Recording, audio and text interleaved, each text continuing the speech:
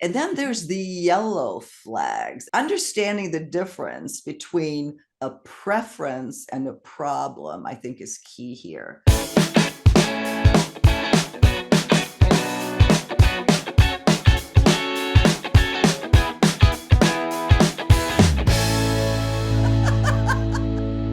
Thank you so much for joining us on Second Act TV. I want to welcome back Joni Caldwell Lerner, the host of Wake Up with Joni, and of course, one of our favorite dating coaches here on Oh, Second Act. Joni, thank you so much for being here. happy to be back. And thanks for the I'm happy. plug. Well, today, Joni, we have a topic well, we talk about this a lot. We've talked about red flags a bunch. And then there's the yellow flags. And before you think, oh my God, there's a term for everything, this actually is important because a yellow flag to me is a cautionary proceed with caution sign that may or may not be a problem for other people. To me, that's the difference there. Mhm. So I mean, do you have an opinion on that? Well, here's what I love.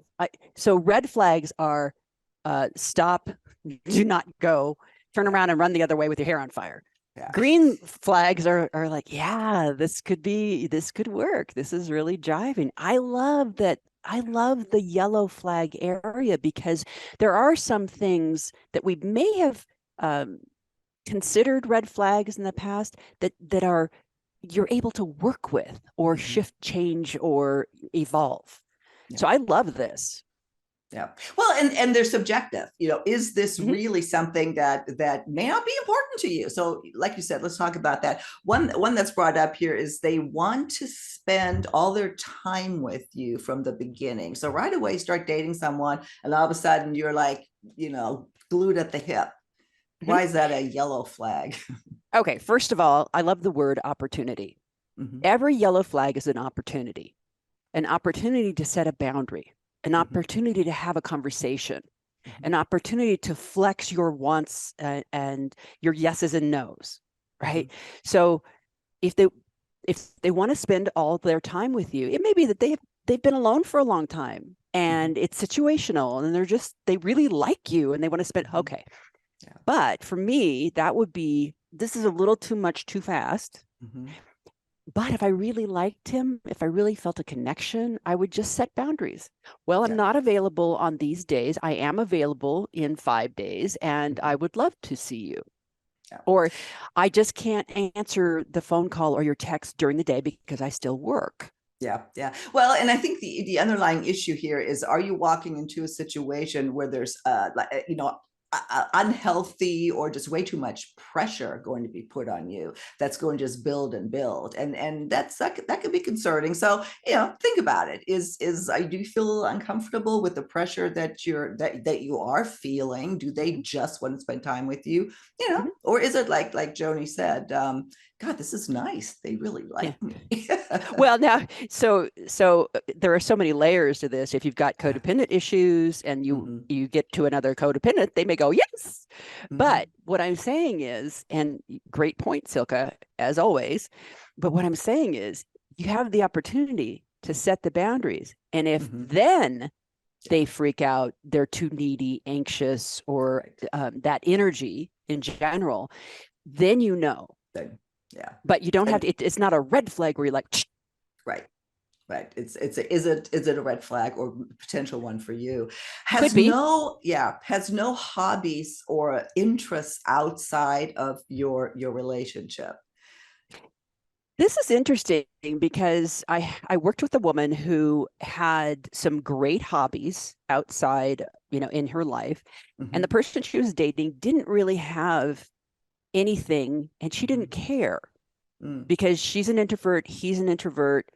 She was fine with the company in the time that they spent together. So dinner, conversation, all that stuff. And then she had this full life. So she was fine with it. But it could be a yellow flag if this person is not developing their own life, having a compelling life on their own. That could be an indicator. Or maybe they're depressed and they just stay inside the house. you know. I was just going to say that it's Oh. potentially a Mm, sign of depression or anxiety, mm-hmm. if nothing else. So again, it maybe not, but if it's something that's bothering you, and this is what we keep coming back to with the yellow flags, if it bothers you, then it's a potential yellow flag for you that maybe you need to pay more attention to.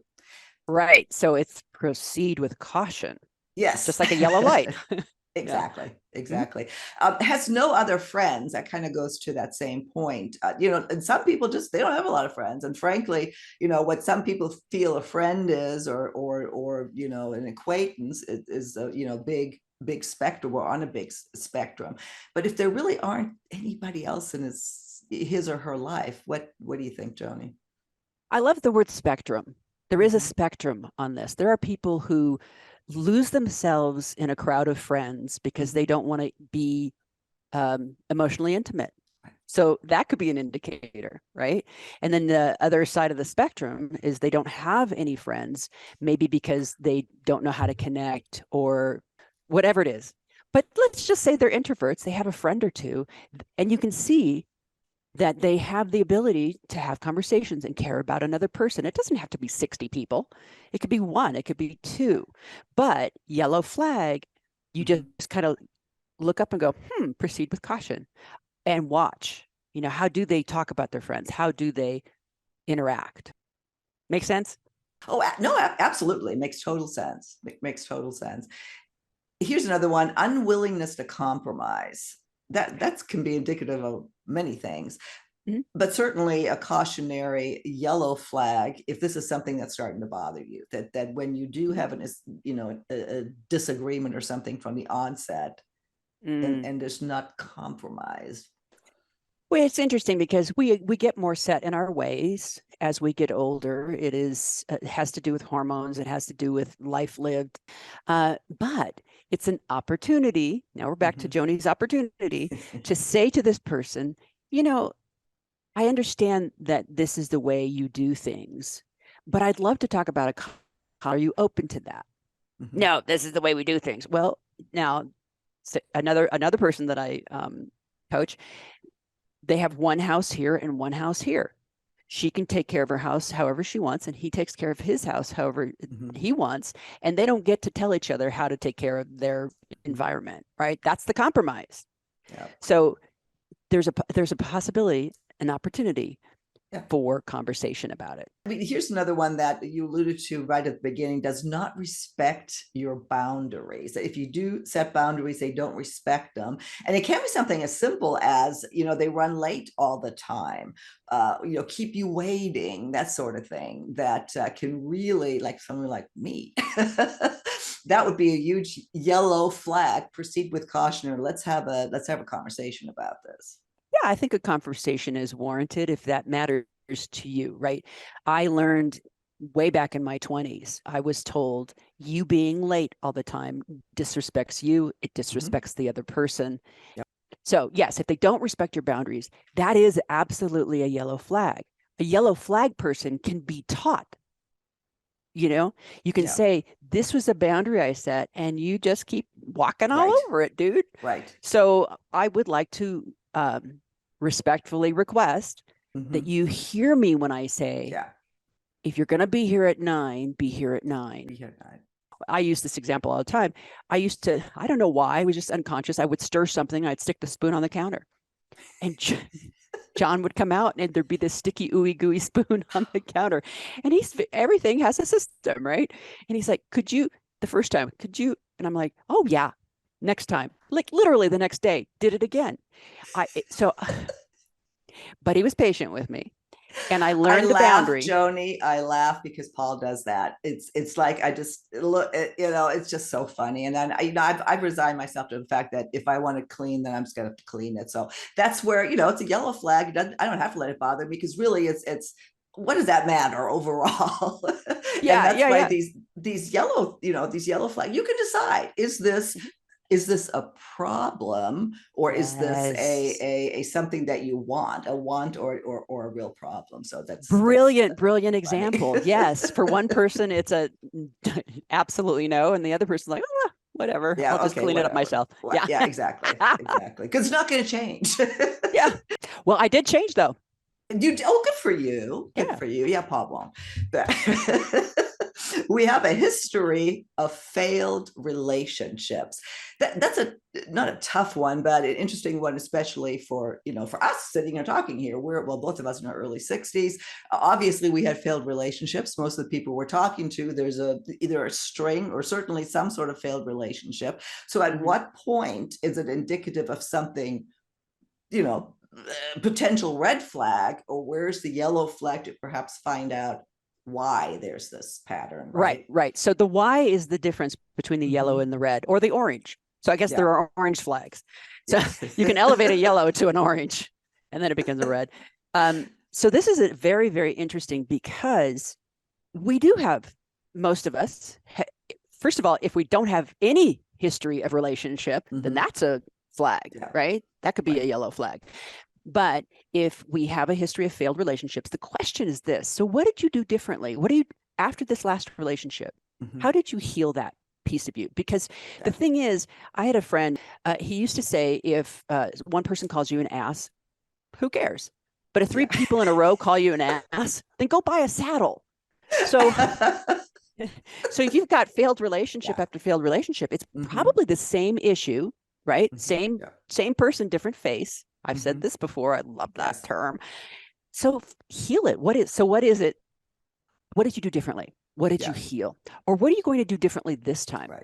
What's changed? Yeah. And it's something, even, I won't say as simple as, but you commit too fast, or you don't, or you won't commit, stuff that right away you're in love, 3 weeks later you're married, and now you're going to marry somebody else. These people that, like, I'm sorry, Elizabeth Taylor, why get married? Well, great point. Because if you move too quickly, you really don't know the person.